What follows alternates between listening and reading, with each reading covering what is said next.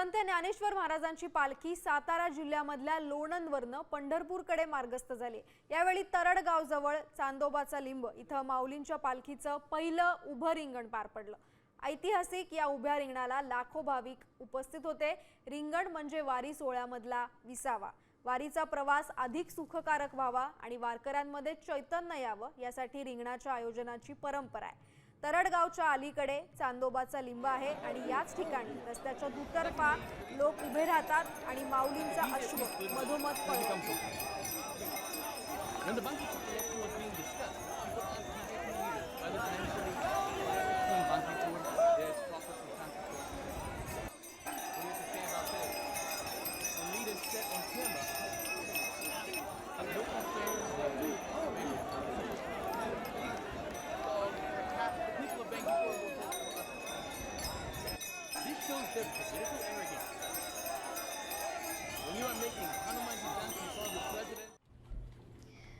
मी नेहमी फक्त साम टीव्हीच पाहते, कारण त्यांच्या बातम्या मला रिलेट करतात।